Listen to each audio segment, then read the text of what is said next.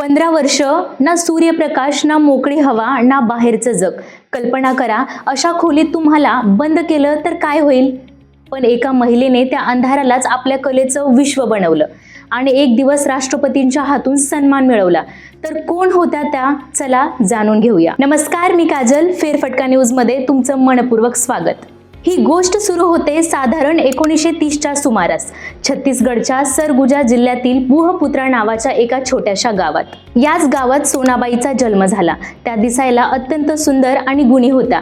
वयाच्या अवघ्या 14व्या वर्षी त्यांचे लग्न स्वतःपेक्षा खूप मोठ्या असलेल्या होलीराम रजवारी यांच्याशी झाले. लग्नानंतर बरीच वर्षे त्यांना अपत्य झाले नाही. त्यामुळे पती होलीराम प्रचंड चिडचिड करायचा.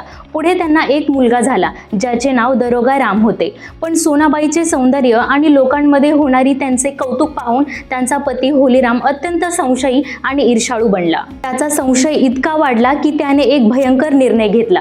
सोनाबाईंनी बाहेरील जगाशी, अगदी स्वतःच्या नातेवाईकांशीही बोलू नये म्हणून त्यांनी सोनाबाईंना वयाच्या अवघ्या 25व्या वर्षी एका खिडकी नसलेल्या अंधाऱ्या मातीच्या खोलीत बंदिस्त केले. त्या खोलीत ना प्रकाशाचा किरण येत होता, ना कोणाला आत जाण्याची परवानगी होती. त्या अंधारात स्वतःचे अस्तित्व टिकवणे हे सर्वात मोठे आव्हान होते.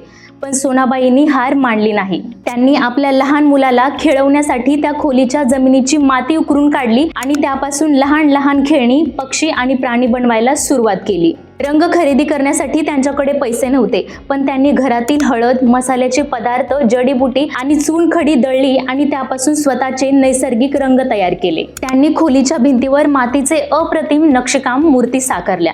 खोलीमध्ये प्रकाश आणि हवा यावी म्हणून त्यांनी मातीपासून वेगवेगळ्या सुंदर जाळ्या तयार केल्या. ज्या खोलीला त्यांच्या पतीने तुरुंग बनवले होते, त्या संपूर्ण खोलीला सोनाबाईंनी आपल्या कलेने एका सुंदर संग्रहालयात बदलून टाकले होते. तब्बल 15 वर्षानंतर जेव्हा त्यांचा पती म्हातारा झाला, तेव्हा त्या खोलीचे दरवाजे बाहेरील लोकांसाठी उघडे करण्यात आले आणि जेव्हा लोकांनी ती खोली पाहिली तेव्हा त्यांचे डोळे पांढरे झाले. 1983 मध्ये भोपाळच्या भारत भवन येथील कलाकारांची आणि अभ्यासकांची एक टीम या गावात पोहोचली. सोनाबाईंची ही अनोखी लोककला पाहून ते थक्क झाले. अशी कला संपूर्ण भारतात कुठेच नाही असं म्हणाले. यानंतर सोनाबाईंचे नशीब पूर्णपणे बदलले. ज्या महिलेला 15 वर्ष समाजाने आणि पतीने डांबून ठेवले होते, तिची कला पाहण्यासाठी देश विदेशातून आज लोक येऊ लागले. त्यांना मध्य प्रदेश सरकारचा मानाचा तुलसी सन्मान मिळाला आणि पुढे थेट भारताच्या राष्ट्रपतींच्या हस्ते राष्ट्रपती पुस्तकाने गौरविण्यात आले. त्यांच्या कलाकृती अमेरिकेतील प्रसिद्ध संग्रहालयामध्ये प्रदर्शनासाठी ठेवल्या गेल्या आहेत. अशा प्रकारे 2007 मध्ये सोनाबाईंचे निधन झाले. पण त्यांची ही सत्य कथा आज ही संपूर्ण जगाला सांगते की परिस्थिती कितीही अंधारलेली असो, जर तुमच्या मनात जिद्द असेल तर तुम्ही त्या अंधारातून सुद्धा यशाचा प्रकाश निर्माण करू शकता. मित्रांनो, सोनाबाईंची ही अद्भुत कहाणी तुम्हाला कशी वाटली आम्हाला कमेंट करून नक्की सांगा आणि व्हिडिओला लाईक, शेअर आणि सबस्क्राईब करायला विसरू नका.